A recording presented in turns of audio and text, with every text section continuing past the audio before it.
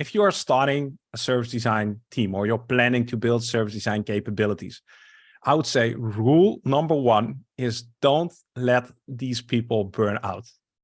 That's rule number one. I see this happening way too often, and it's such a shame. And it's real lives, and people get burned out because the organizations doesn't know how to utilize these talented individuals. So how to prevent burnout for service design professionals: provide tons of support, growth opportunities, make sure there's mentorship, make sure there's guidance, make sure that they are not isolated, because otherwise in a year time, 2 years time max, the whole thing will collapse and everybody will be disappointed. So that would, if I would have to give one tip, that would be, I have more, but that would be definitely very high up on the list.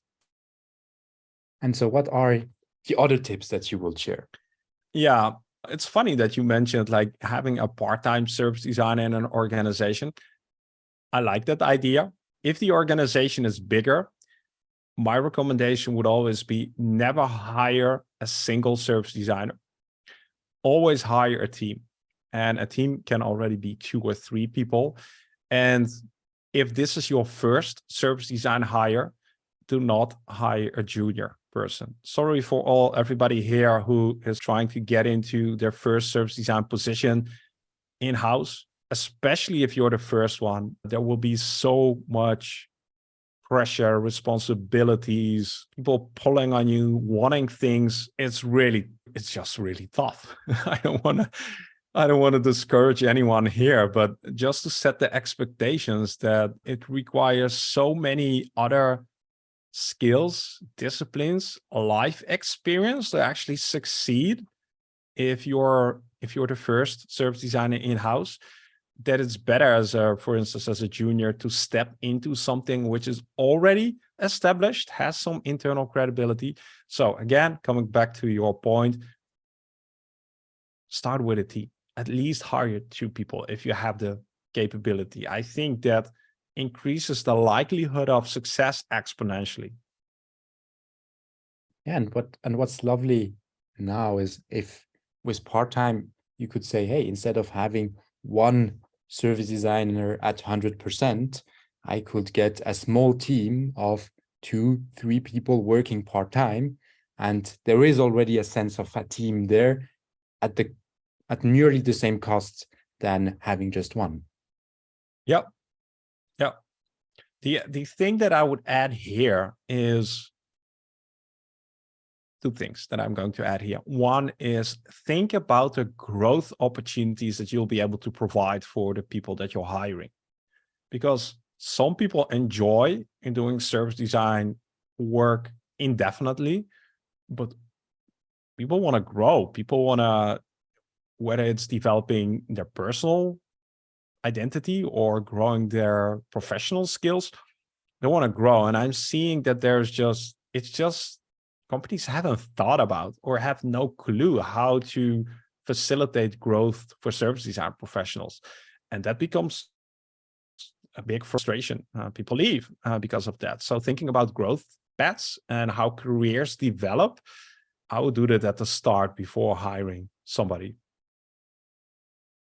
Nice. And so you said you have a few other ones. I just wanted to take maybe one last one from your mind. Okay. And then yeah. The last one I'm looking at my list here, which I prepared during a walk in nature.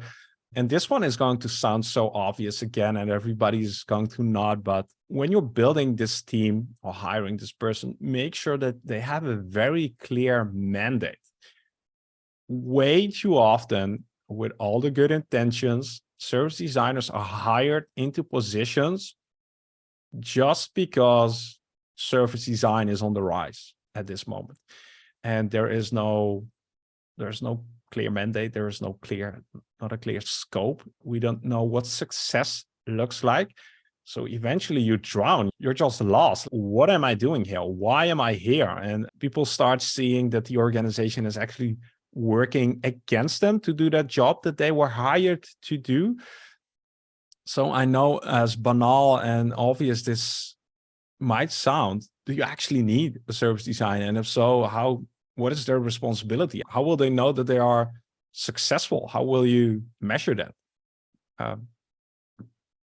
It's not in place too often. Yeah, and it's often these quite simple questions which have the most complicated answers and which need the most work. And it's not the simple steps, but these simple questions often are not just related to service design. And I think basically this is something that I always come back when people ask me a question specific to service design. I usually tell them, just reframe the question without the word service design, and you'll find a lot of good knowledge about that. Mm-hmm. Like, how can I create a team? And look at this literature, because it's something that has been done for ages. And there is a good documentation on that. And you can find experts who can guide you. And there are processes on how to build teams, on how to make that happen.